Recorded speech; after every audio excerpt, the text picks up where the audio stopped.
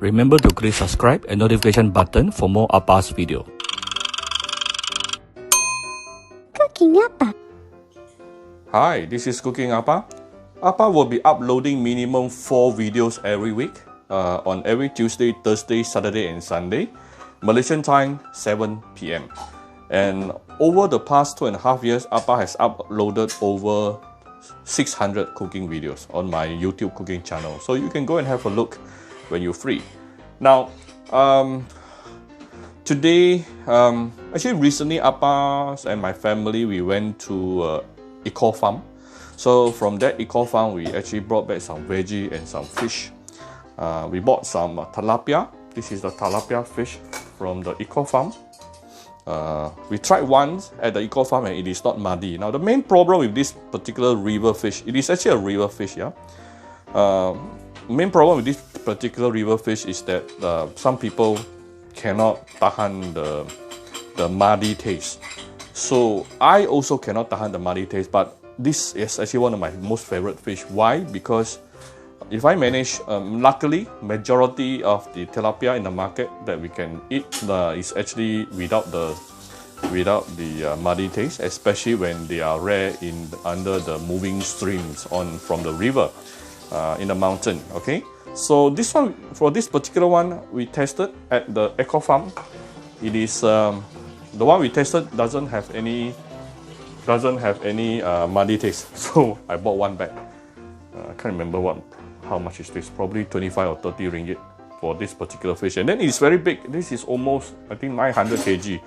A little bit bigger than what I really required, but yeah, that's all they have, the kind of size. So now, in order to make sure it doesn't have a fishy, besides the muddy taste, in order to make sure it comes with a fishy taste, make sure you clean the fish kidney, which is the middle part, yeah, or the middle part of the fish here, the cavity.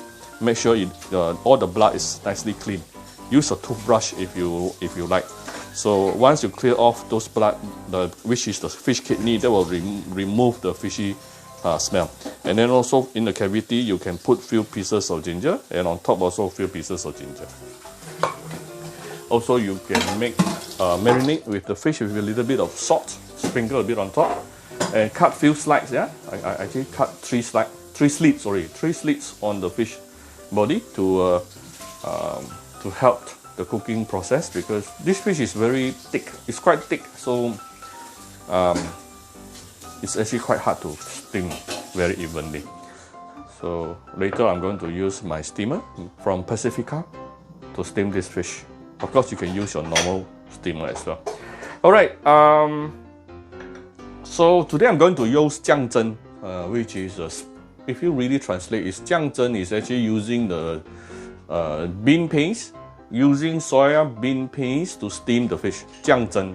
This is what we mean by 酱蒸. So, and usually it's a little bit spicy and in reddish color. Okay. So we were going for the color and the spice. We are going to use some. This is the dried chili. Of course, today I'm actually using the one which is. This is a dried chili sambal which I prepared earlier. But you can actually just use a dried chili which is soaked. That's all. A dried chili soaked. But this is actually cooked. More flavor. This is actually more flavor, but you don't have to use this. I just happen to have this at home, so I just straight away use this. About 3 tablespoons, and then also about 2 to 3 tablespoons of minced fermented bean. Yeah, minced fermented bean. So I would say these two, the chili, the dried chili, and the minced fermented beans is the most important ingredient for this particular paste. And then this is optional, but it's quite common that they will actually add it in, which is the sour plum. They actually use something like this. Why I say optional? Because if you bought it, you don't use it very often. Some people use it for teochew steam as well. So if you don't buy this, no problem, don't worry. I have 2 tablespoons of tomato sauce here, just to give a bit of color. This is about 2 tablespoons of garlic, 2 tablespoons of ginger, 2 tablespoons of shallot. and later I'm going to blend everything up. So let's put the fish into the steamer first. So one thing about this particular steamer pot, it is that it is already raised. Yeah, this thing that you are seeing inside is already raised, so that normally we have to put some chopstick underneath the fish. This one no need to. You just put the fish on top of it. Ooh, this is a huge fish. Then close it. And let's move it over to our steamer. So here's our steamer. There's the machine. I'm going to put in the glass container inside here. Right? Then I'm going to press the steam button. And this fish is huge.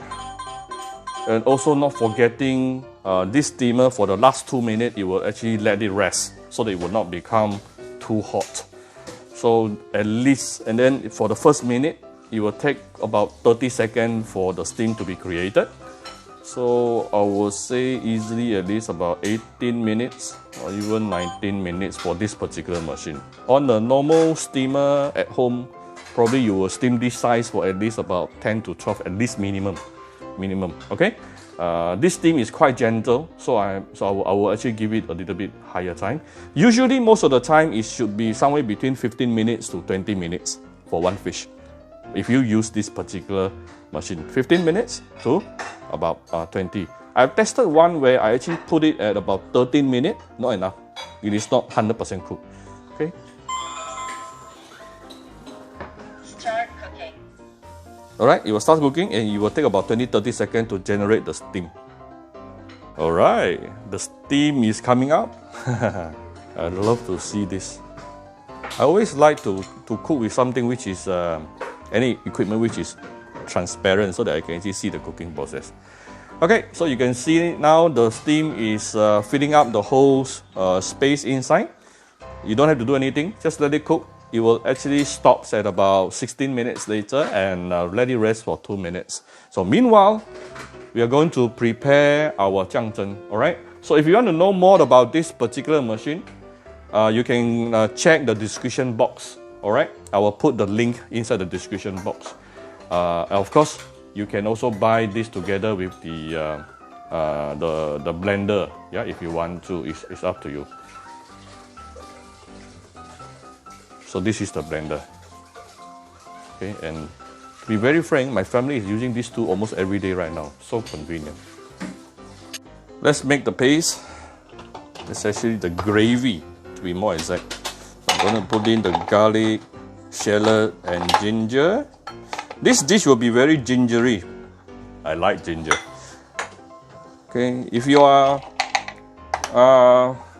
actually you are supposed to blend the dried chili as well, but this one is already blended, so I'm not going to blend this already.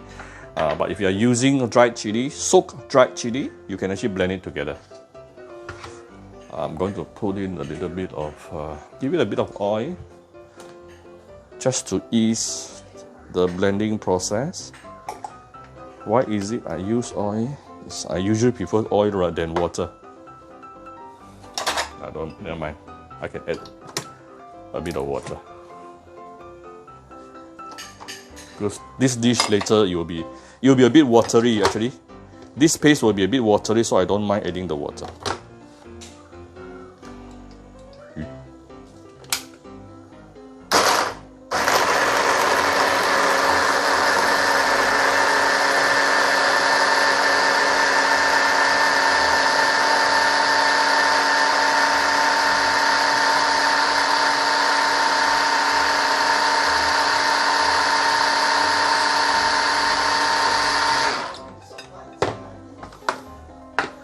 Oh, nice. And we want to blend the plum also, sour plum. Now this sour plum, like I said, is totally optional. If you don't have it, just forget about it. Don't worry.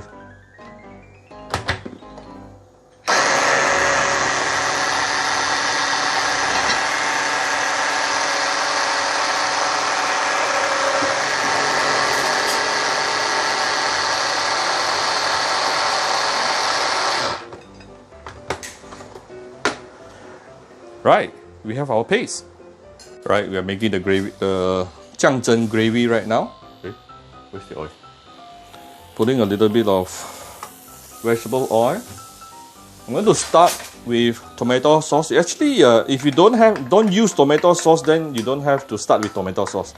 The reason why I need to start with tomato sauce is because by doing so, if you saute tomato sauce using hot oil, then you will help to dissolve the color. See, you can actually start immediately seeing the oil has become orangey. That's my whole purpose. Then we put in the garlic paste, garlic, onion, ginger paste.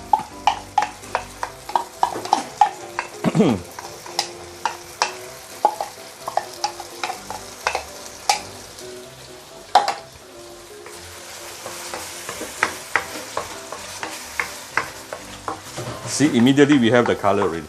This is what I'm using. That's the whole purpose for me to use the tomato sauce actually.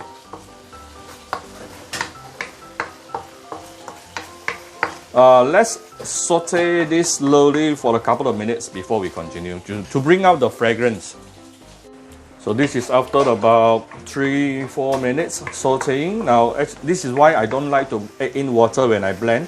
The more water you put in, the longer it will take for it to saute. Yeah. So if you only put oil, then very fast. Alright, then I'm going to put a little bit of oil inside here in the middle, because now I'm going to put in the chili.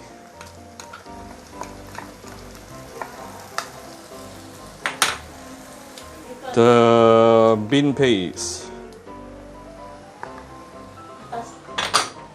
Oh, I forgot to on my hood.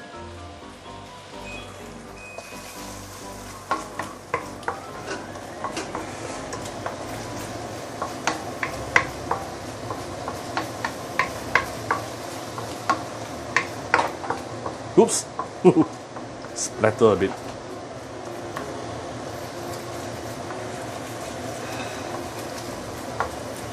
Oh, now I can smell. Now I can smell the 酱蒸 paste flavor. Really nice, really nice.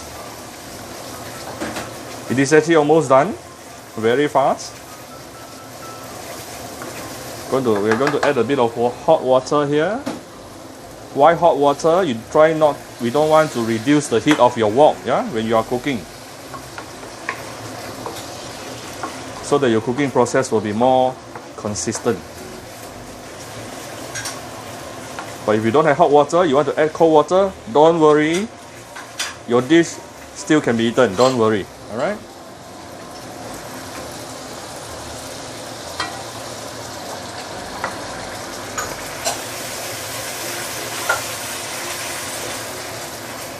Lower down the fire, okay? Use medium-low fire. Now we can actually season it with some salt and also sugar. I'm going to give it a bit of 1 pinch of, actually this is more than 1 pinch. Okay, 1 pinch of salt, followed by some sugar. Sugar can be a little bit more. This dish is actually a little bit more towards spicy than sweet. Yeah, spicy than sweet. All right, it's done. Okay, it's quite thick. Add a little bit more water. Don't add in all the water straight away because you want to control the consistency. It should be a little bit watery only, okay, but not too watery.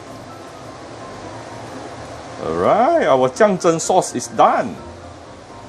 Off the fire, and I'm just going to wait for the fish. Alright, the fish is ready.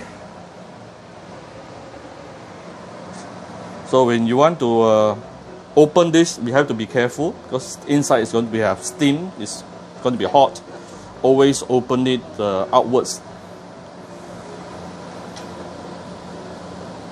Yeah, see, look at all the steaming hot. Be careful of the steam, okay? It's very hot, very, very hot. So, of course, you can still use the chopstick to go and to poke through to see whether you can poke through easily or not. If you can poke through easily, meaning it's fully cooked. If not, you can just go and stumble about. Continue with a few more minutes. And all this fishy water here, we don't want it. This is the source of fishiness. So what we are going to do now is to take the fish over to my serving plate. You can also serve with this. Then if you want to serve with this, then what you do is you just carefully remove the water from this. But of course, it's a little bit harder to operate with this because this is a little bit hot. Yeah. So either one, you can use your steaming plate or you can use this one. Just remove the fishy water. So today I'm going to serve using the original plate itself. I just ask my helper to help me to hold on to the fish, and I throw away the fishy water. Okay, so this is also acting like a beautiful plate as well, serving plate. Remove the ginger and just pour over our sauce on top. Alright, you want to drench your fish. You want to drench your fish with the酱蒸 sauce. You can put a bit of fresh coriander on top as well.